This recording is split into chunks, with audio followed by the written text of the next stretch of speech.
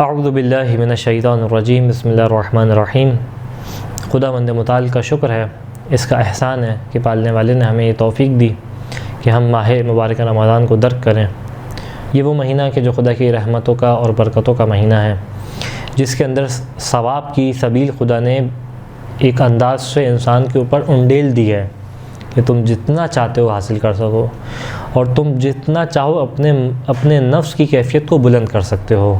بس ماہ کے اندر دو کیفیات انسان کی متصور ہو سکتی ہیں۔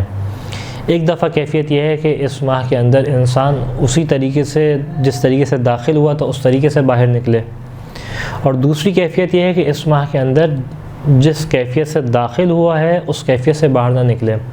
اب جب باہر نکلے تو کیا کیفیت ہو کہ جو آیت نے بیان کی تھی، یا ایھا الذین آمنوا کتب علیکم الصیام کما کتب علی الذین من قبلکم لعلکم تتقون، شاید تم تقوی اختیار کر سکو۔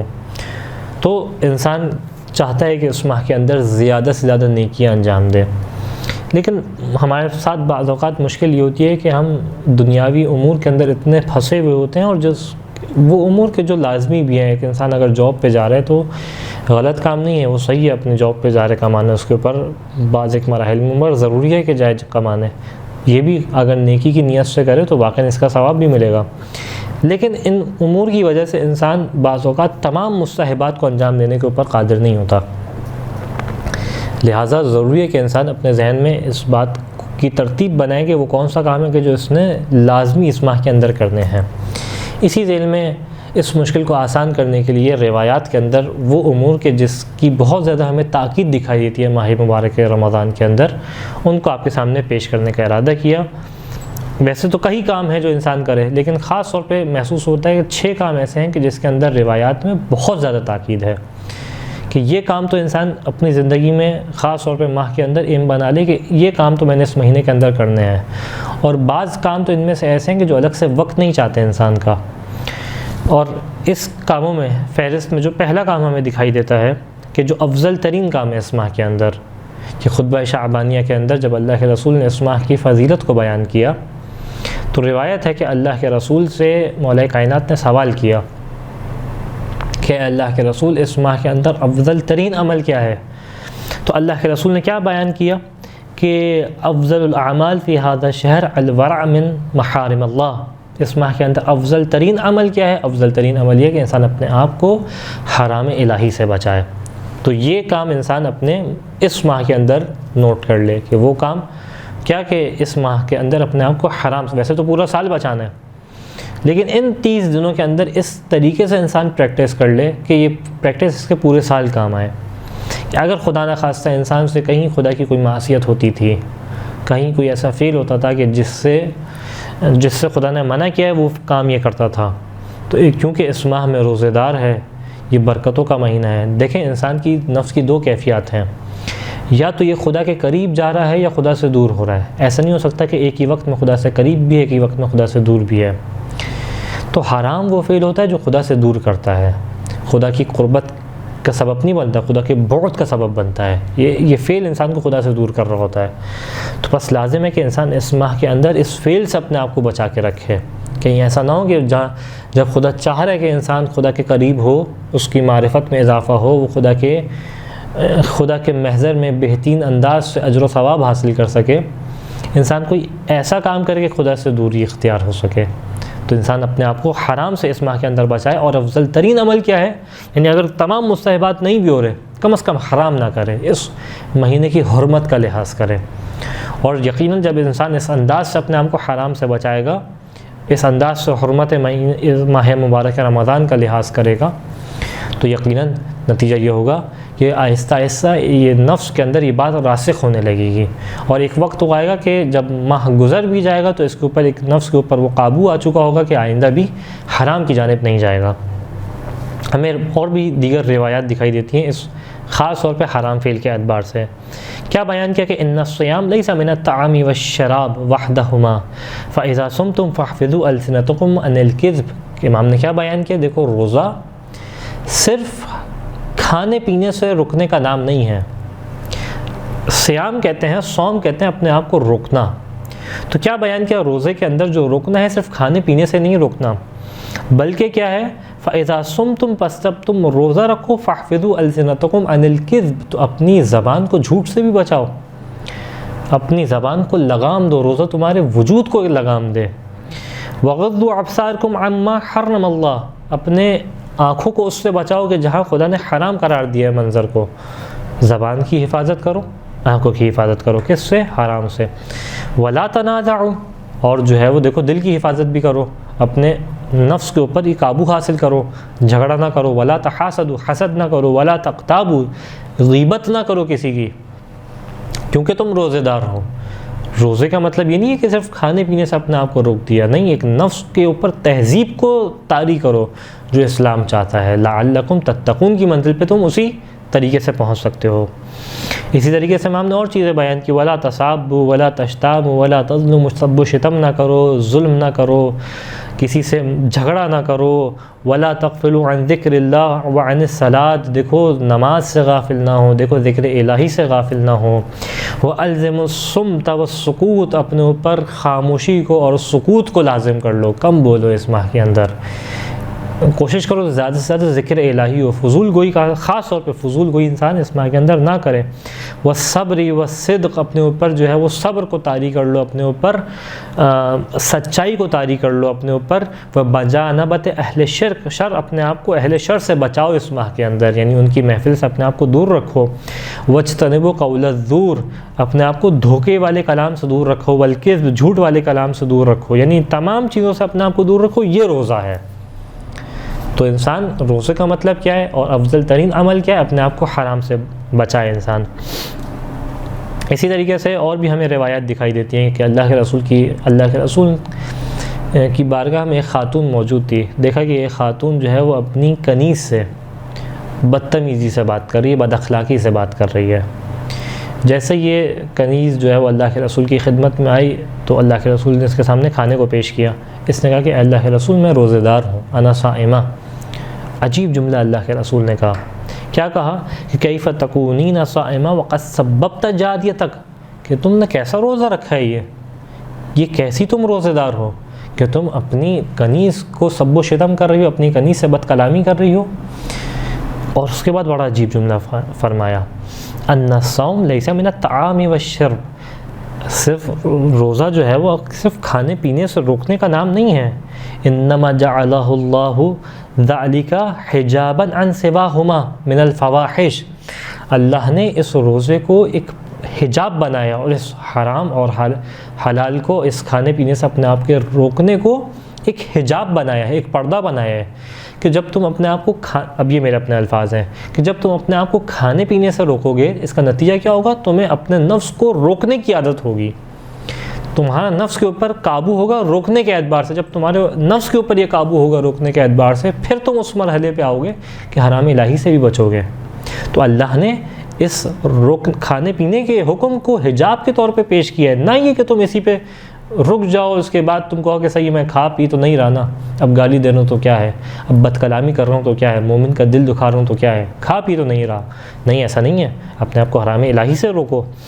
اور پھر کیا بیان کیا؟ من الفعل والقول، یہ فواحش چاہے فعلی ہے چاہے قولی ہے، زبان سے ہے افعال سے، جیسا بھی ایسے اپنے آپ کو بچاؤ۔ ما اقل الصوم و اکثر الجوع، عجیب جملہ، واقعاً انسان محسوس کرے اس جملے کو۔ کیا کہا کہ کتنی ایسی ہے کہ بھوک زیادہ ہے، کتنے بھوکے ایسے ہیں، بھوک کو محسوس کرتے ہیں لیکن روزہ نہیں ہوتا، یعنی روزہ کتنا کم ہے، صوم کتنا کم ہے اور بھوک کتنی زیادہ ہے، یعنی واقعاً انسان اس بات کو محسوس کرے۔ روزے کا مطلب کیا؟ حرام الہی سے اپنے آپ کو بچائیں۔ یہاں تک کہ امام علی علیہ السلام سے کس انداز سے حدیث دکھائی دیتی ہے کہ کم من صائم لیس لہ من صیام الا الظما، کتنے ایسے روزے دار ہیں کہ یہ روزے سے کیا حاصل کرتے ہیں؟ صرف پیاس کو حاصل کرتے ہیں، ان کے حصے میں صرف پیاس آتی ہے، وہ اجر و عظیم ثواب، وہ تہذیب نفس، وہ تقوی کی کیفیت نہیں ملتی ان کو۔ تو انسان پہلا کام اس ماہ کے اندر کیا کرے؟ اپنے آپ کو حرام الہی سے بچائے۔ یہ خاص کام جو ہے خاص طور پہ اس کی تاکید دکھائی دیتی ہے روایات کے اندر، اور یہ وہ کام ہے کہ جو الگ سے وقت نہیں مانگتا، صرف اپنے آپ کو حرام سے بچائے۔ اور خاص کر اگر کوئی ایسا فعل تھا جو انسان اس ماہ سے پہلے کرتے ہوئے آ رہا تھا، اس ماہ کے واسطے، اس ماہ کی حرمت کے واسطے انسان اس فعل کو چھوڑ دے۔ اگلا کام جو روایات کے اندر ہمیں دکھائی دیتا ہے بہت زیادہ، وہ ہے کہ اس ماہ کے اندر فقیروں اور یتیموں کا انسان خیال رکھے۔ کتنا زیادہ فوکسڈ ہے یہ کام، کتنی زیادہ تاکید ہے اس کام کی کہ خطبہ شعبانیہ کے اندر اللہ کے رسول نے 3 دفعہ اس کام کی جانب اشارہ کیا۔ ایک خطبے کے اندر جب اللہ کے رسول ماہ کے فضائل کو بیان کر رہے ہیں، ان اعمال کو بیان کر رہے ہیں کہ جو انسان اس ماہ کے اندر انجام دے، اللہ کے رسول نے 3 دفعہ اس کام کی تکرار کی، یعنی اس کی مطلب کہ اس کی بہت زیادہ اہمیت ہے۔ اور وہ کیا کہ تصدقوا علی فقرائکم و مساکنکم، دیکھو اس ماہ کے اندر فقیروں کے اوپر،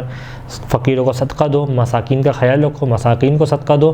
تو کسی موقع پہ اسی خطبے میں فرمایا کہ تحننوا علی ایتام الناس وتحننا علی ایتامکم، کہ دیکھو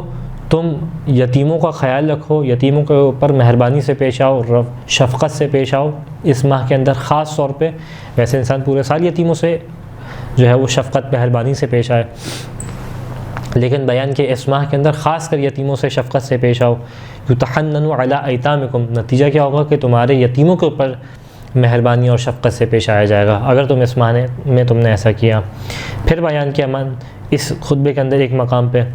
کہ من اکرم فیہ یتیما اکرمہ اللہ یوم یلقاہ، اس ماہ کے اندر جو یتیم سے اکرام سے پیش آئے، یتیم سے اچھے سے پیش آئے، تو خدا اس سے اکرام سے پیش آئے گا کب؟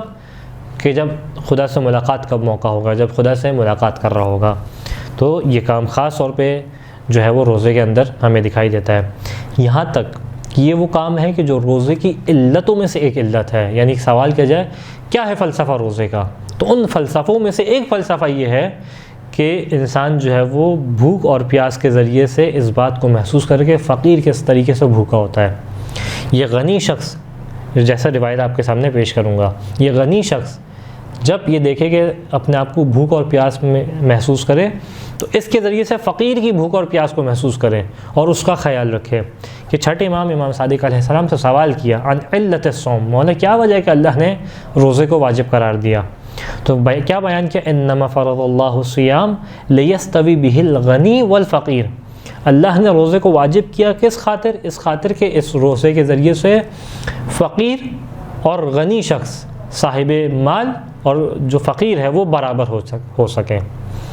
کس انداز سے؟ وذالک ان الغنی، وجہ کیا ہے کہ جو غنی شخص ہوتا ہے، مالدار ہوتا ہے، لم یکن لیجد مس الجوع فیرحم الفقیر، یہ شخص کبھی بھوک کا مزہ ہی نہیں چکھتا، اس کو تھوڑی بھوک ملتی ہے۔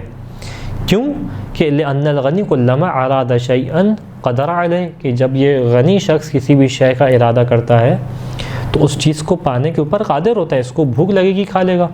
گھر میں کھانا اس کے موجود ہوگا، گھر کا کھانا اس کو پسند نہیں آ رہا ہوگا، اس کو کچھ اور بہتر کھانا مل جائے گا۔ کیوں؟ اس کے پاس پیسہ ہے، اس کے پاس مال و ثروت ہے۔ تو غنی اس بھوک کو محسوس نہیں کرتا جو بھوک فقیر محسوس کر رہا ہوتا ہے، کہ جس کے پاس کھانے کے بعض اوقات کھانے کو نہیں ہے، بھوک ہے، بچے بھوکے ہیں لیکن کھا نہیں پا رہا۔ تو یہ غنی بھی اس بات کو محسوس کرے کہ دیکھو تمہیں بھوک لگ رہی ہے، پیاس لگ رہی ہے، لیکن تمہارے پاس یہ وسائل نہیں ہے کہ تم اپنے پیٹ کو بھر سکو۔ لیکن اس کا مطلب یہ نہیں تھا کہ تم اپنے پیٹ کو نہ بھر سکو، کہ افطاری اور سحری کا وقت آئے تو اس انداز سے بھرو کہ وہ تمام تقوی کی کیفیت ختم ہو جائے، نہیں، بلکہ اس موقع پہ تم اپنے پیٹ کو نہ بھرو تاکہ اس کے ذریعے سے اس بات کا احساس کرو کس طریقے سے فقیر بھی بھوک و پیاس کے عالم میں ہوتا ہے۔ فَأَرَادَ اللَّهُ عَزَّ وَجَلَّ أَن يَسْوِيَ بَيْنَ خَلْقِهِ، بس اللہ نے ارادہ کیا کہ اپنی مخلوقات کے درمیان ایک برابری کا مقام قرار دے تاکہ فقیر اور غنی ایک برابر مقام پہ آ سکیں۔ وَأَن يَذِيقَ الْغَنِي مَسَّ الْجُوعِ وَالْأَلَمِ، تاکہ جو غنی ہے، جو مالدار ہے، یہ بھوک اور پیاس کا جو ہے وہ بھوک اور درد کا مزہ چکھ سکے۔ دیکھیں بھوک کا مزہ کیا ہوتا ہے، لِيَرَقَّ عَلَى الضَّعِيفِ يَرْحَمَ الْجَائِعِ، تاکہ نتیجہ کیا ہو، تاکہ یہ رحم کرے، مہربانی سے پیش آئے، کس سے؟ ضعیف کے اوپر، جو کمزور اور ناتواں ہے اور جو بھوکا ہے اس کے اوپر رحم کرے۔ بس انسان اس ماہ کے اندر اپنے ان امور کے اندر سے یہ بات طے کر لے کہ اس ماہ کے اندر اس نے یہ کام ضرور کرنا ہے، اور وہ کیا کہ مساکین اور فقراء کا خاص طور پہ خیال رکھے۔ کیا یہ اچھا ہو کہ انسان کبھی ایسا کرے کہ بالکل سادی غذا جو ہے وہ افطار میں کھائے، بالکل سادی غذا سحری کے اندر کھائے، بجائے یہ کہ اس کے دسترخوان پہ مختلف قسم کے پھل ہوں، مختلف قسم کے شربت ہوں، سموسہ ہو، یعنی یہ تمام چیزیں ہوں جو ایک طریقے سے نیسیسٹی نہیں ہے بیسکلی. تو انسان بیسک سادہ کھائے اور اس بات کو محسوس کرے کہ کس طریقے سے فقراء کھانا کھاتے ہیں جن کو یہ کھانا بھی نہیں ملتا، اور وہ جو پیسے بچ رہے ہیں پھلوں کے اور دیگر چیزوں کے، ان کے ذریعے سے کسی ایک ایسے کو کھانا کھلائے جس کو یہ کھانا نصیب بھی نہیں ہوتا. تو انسان خاص طور پہ اس ماہ کے اندر اس کے اوپر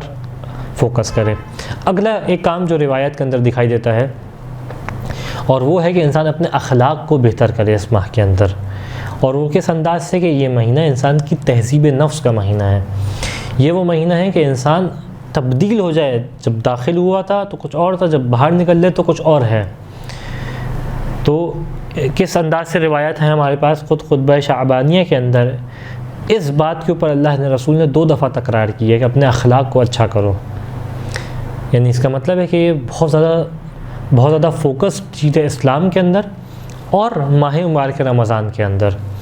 کہ ہمیں کیا روایت دکھائی دیتی ہے کہ وقروا کبارکم وارحموا صغارکم. خطبہ شعبانیہ کے اندر ارشاد فرمایا کہ اپنے سے جو بڑے ہیں ان کا احترام کرو، ان سے تمیز و تہذیب سے پیش آؤ، اور جو تم سے چھوٹے ہیں ان کے اوپر رحم کرو، ان سے جو ہے وہ مہربانی سے پیش آؤ. کسی مقام پہ کیا بیان کیا اسی خطبے کے اندر، ایھا الناس من حسن منکم فی احد الشہر خلقا، کہ اے لوگو اس ماہ کے اندر جس نے اپنے اخلاق کو اچھا کیا، کان لہ جوادا علی الصراط یوم تذل فی الاقدام، اس کے لیے اس موقع پہ اوپر صراط کے اوپر کہ جہاں لوگوں کے قدم ٹک نہیں پا رہے ہوں گے صراط کے اوپر، کہ جو روایات کے اندر ہے بال سے زیادہ باریک، تلوار کی دھار سے زیادہ تیز ہوگا، اس موقع کے اوپر اس کو خدا کی جانب سے اس صراط کے اوپر سے گزرنے کا جواز ملے گا، خدا کی جانب سے اذن ملے گا کہ گزر سکے، جس نے کیا کیا اپنے اخلاق کو اس کے اندر بہتر کیا. بس انسان اس ماہ کے اندر ضروری ہے کہ جب بھی رات میں سونے لیٹے تو یہ سوچے کہ میرے اخلاق پہلے کس طریقے سے تھا، میرا انداز، میرا برتاؤ، میری گفتگو کا انداز، لوگوں کے اوپر رحم کرنے کا انداز، لوگوں سے پیش آنے کا انداز، گھر والوں سے پیش آنے کا انداز، سڑک والوں سے پیش آنے کا انداز، اور اس ماہ کے اندر کیسا ہو گیا، تاکہ انسان کی تہذیب نفس ہو سکے. اسی طریقے سے اللہ کے رسول نے کسی ایک اور مقام پہ ارشاد فرمایا کہ جعل لمن تطوع فیہ بخصلۃ من خصال الخیر والبر کاجر من عد فریضۃ من فرائض اللہ، کہ اس ماہ کے اندر جس نے اپنے اندر نیک صفات کو پیدا کیا، یعنی خود اپنی ذات کو کے اندر تغیر و تحول پیش کیا، نتیجہ کیا ہوگا کہ اس کو ایسا ثواب ملے گا جیسے اس نے کسی واجب فریضے کو انجام دیا ہو. یہاں تک ایک اور مقام پہ اللہ کے رسول کے اس مہینے کے متعلق کیا بیان کرتے ہیں، وَهُوَ شَهْرُ الصَّبْرِ فَإِنَّ الصَّبْرَ ثَوَابُهُ الْجَنَّةِ، کہ یہ مہینہ کون سا، یہ صبر کا مہینہ، یعنی تمام وہ چیزیں جو انسان کے اخلاق کے اوپر اثر انداز ہوتی ہیں. صبر کا مہینہ ہے، نیک خصال کو پیدا کرنے کا مہینہ ہے. بس انسان اپنا برتاؤ اچھا کرے اس ماہ کے اندر. ایسا نہ ہو کہ اس ماہ کے آنے کے بعد بھوک اور پیاس کے عالم میں اس کا اخلاق اچھے ہونے کے بجائے مزید خراب ہوتا اور خرابی کی جانب جا رہا ہو. ایک اور کام جو روایت کے اندر ہمیں خاص طور پہ فوکس دکھائی دیتا ہے اس ماہ کے اندر، وہ ہے کہ انسان صلہ رحمی کے اوپر فوکس کرے، خاص طور پہ تاکید کرے صلہ رحمی کے اوپر، کہ اگر انسان اس ماہ کے داخل ہونے سے پہلے رشتہ داروں سے کم ملتا تھا، یا اس کی کسی رشتہ دار سے انبند ہوئی ہوئی تھی، اس سے جو ہے وہ اس کی میل ملاپ نہیں تھا، ناراضگی تھی، ناچاہتی تھی، اس ماہ کے آنے کے بعد کوشش کرے کہ صحیح ہے، ممکن ہے کہ آپ کی غلطی نہ ہو، ایسا بالکل ہو سکتا ہے سامنے والے کی غلطی ہو، لیکن کیا ہی اچھا ہو کہ انسان اس خاطر کہ اللہ کے رسول نے کہا ہے، اس خاطر کہ اہل بیت علیہم السلام چاہتے ہیں، اس خاطر کہ خدا چاہتا ہے، اس کو معاف کرے، اس سے جا کے ملے، اس سے اس رشتے کو واپس بحال کرے جس رشتے کے ساتھ خدا نے پیدا کیا تھا اس کو دنیا میں. تو انسان اس ماہ کے اندر صلہ رحمی کے اوپر خاص طور پہ فوکس کرے. حدیث رسول کے انداز سے وَصِلُوا أَرْحَامَكُمْ وَارْحَمُوا صِغَارَكُمْ وَاحْفِظُوا أَلْسِنَتَكُمْ، اس ماہ کے اندر تم کیا کرو، اپنے رشتہ داروں سے جا کے ملو. اور پھر خطبہ شعبانیہ بڑا قیمتی خطبہ ہے، 2 مقامات پہ اشارہ کیا اس خطبے کے اندر اس صلہ رحمی کی جانب. ایک تو ایک اپنے رشتہ داروں سے جا کے ملو، ایک اس مقام پہ کہا کہ من وصل فیہ رحمہ وصلہ اللہ برحمتہ یوم یلقاہ، اس ماہ کے اندر جس نے اپنے رشتہ داروں سے صلہ رحمی کی، نتیجہ کیا ہوگا؟ خدا قیامت کے دن کہ جب یہ خدا کی بارگاہ میں پیش کیا جائے گا، اور یوم یلقاہ کہ خدا سے ملنے کا دن ہوگا، خدا بند متعال اس کو رحمت الہی سے ملا دے گا۔ ومن قطع رحمہ قطع اللہ عنہ رحمتہ یوم یلقاہ، اسی طریقے سے اس کے برخلاف جس نے قطع رحمی کو جاری رکھا اس ماہ کے اندر، کسی رشتہ دار سے انبن تھی، بات چیت نہیں تھی، اس ماہ کے اندر اسی کو جاری رکھا، بات چیت نہیں کی، یا اس ماہ کے اندر مزید اور تصور کے اندر جو ہے وہ قبیح محسوس ہو رہا ہے کہ اس ماہ کے اندر کسی سے انبن ہوئی، انسان کیا کرے؟ جا کے ختم کرے اس انبن کو، بات چیت کو واپس بحال کرے کہ جس نے قطع رحمی کی، خداوند متعال اس دن کے جس دن یہ خدا کے روبرو پیش ہوگا اپنی رحمت سے دور رکھے گا۔ قطع یعنی دو چیزوں کا جدا ہونا، خدا اس کی اور اس نے اپنے رشتہ دار سے جدائی کی تھی، خداوند متعال قیامت میں اس کو اپنی رحمت سے دور کر دے گا۔ اسی طریقے سے ایک اور اہم ترین کام جو اس ماہ کے اندر ہمیں دکھائی دیتا ہے، خاص طور پہ روایات تاکید کرتی دکھائی دیتی ہیں، وہ ہے کہ انسان قرآن کی تلاوت کرے، زیادہ سے زیادہ قرآن کو پڑھے، اس کو سمجھے، اور سمجھے بھی اور ساتھ میں پڑھے بھی، کیونکہ ایک مسکنسیپشن جو ہمارے پاس موجود ہے وہ یہ کہ بعض اوقات دیکھیں روایات اس بات کی جانب تاکید کرتی دکھائی دیتی ہیں کہ انسان قرآن کو سمجھے، قرآن فہمی کی جانب بڑھے، بہت اچھی بات ہے، انسان تفاسیر کا مطالعہ کرے، انسان دیکھے قرآن کس طریقے سے کلام کر رہا ہے، اس کے ترجمے کو سمجھے، لیکن اس کا مطلب ہرگز یہ نہیں ہے کہ اگر یہ قرآن کی سمجھ نہیں رہا اور صرف الفاظ کی تلاوت کر رہے تو یہ بیکار ہے، نہیں۔ کتنی روایات ہیں کہ جو اس بات کا ثواب بیان کرتی دکھائی دیتی ہیں کہ قرآن کے الفاظ کو پڑھنے کا کتنا ثواب ہے، تو انسان خاص طور پہ یعنی قراءت قرآن، تلاوت قرآن کتنے جو ہے وہ روایات کے اندر ہمیں دکھائی دیتا ہے۔ اور پھر یہ وہ مہینہ ہے کہ جس کی پہچان ہی قرآن ہے، ہوا شہر رمضان الذی انزل فیہ القرآن، یعنی پہلی صفت، وہ پہلی پہچان جو رمضان کی بیان کی گئی وہ کیا ہے کہ انزل فیہ القرآن، اس ماہ کے اندر قرآن کو نازل کیا گیا، کہ جس طریقے سے ہمیں روایات دکھائی دیتی ہیں لکل شیء ربیع و ربیع شہر ربیع القرآن شہر رمضان، کہ ہر چیز کی ایک بہار ہوتی ہے، ہر چیز کا ایک موسم ہوا کرتا ہے، ہر چیز اپنے موسم میں اس بہترین انداز سے محسوس ہوتی ہے، اور قرآن کا موسم کیا ہے، قرآن کی بہار کے ایام کون ہیں؟ وہ ماہ مبارک رمضان ہے۔ بس انسان خاص کر کیا کرے؟ اس ماہ کے اندر اہتمام کرے تلاوت قرآن کریم کا، وقت نکالے کچھ، کم از کم جو ہے وہ، ویسے تو بہت اچھا ہے کہ پورے قرآن کا ایک دورہ جو ہے وہ تلاوت کا ہو سکے، اگر نہیں کر سکتا جتنی زیادہ آیات پڑھ سکتا ہے پڑھے اس ماہ کے اندر۔ اور کس انداز سے کہ اس ماہ کے اندر اللہ کے رسول نے کیا بیان کیا؟ من تلا فیہ آیۃ من القرآن کان لہ مثل اجر من ختم القرآن فی غیرہ من الشہور، اس ماہ کے اندر جس نے قرآن کی ایک آیت کو پڑھا، ایک آیت کو، اس کا ثواب کتنا ہے؟ اس کا اتنا ثواب ہے کہ جیسے اس ماہ کے علاوہ اس نے مکمل قرآن کی تلاوت کی ہو، یعنی ایک آیت آپ نے بسم اللہ الرحمن الرحیم پڑھا، بسم اللہ خود قرآن کی آیت ہے، یہ بسم اللہ پڑھا، اتنا ثواب ملے گا جیسے پورا قرآن پڑھا ہو آپ نے۔ تو جس نے پورا قرآن پڑھا اس کو کتنا ثواب ملے گا؟ تو انسان خاص طور پہ اس ماہ کے اندر فوکس کرے قرآن کریم کی تلاوت کے اوپر۔ اور ایک اور کام، اور ہماری فہرست کے اعتبار سے آخری کام، ویسے تو بہت ساری نیکیاں ہیں لیکن فہرست کے اعتبار سے آخری کام وہ کیا کہ انسان طلب مغفرت کرے اس ماہ کے اندر، یعنی خدا کی بارگاہ میں توبہ کو طلب کرے، خدا کی بارگاہ میں گر گرائے، التجا کرے، پالنے والے اب تک جو زندگی گزاری ہے اس انداز سے نہیں گزاری جس انداز سے تو چاہتا تھا کہ گزاری جائے، حق کے بندگی ادا نہیں ہو سکا، اے پالنے والے بڑی کوتاہیوں کے ساتھ زندگی گزاری ہے،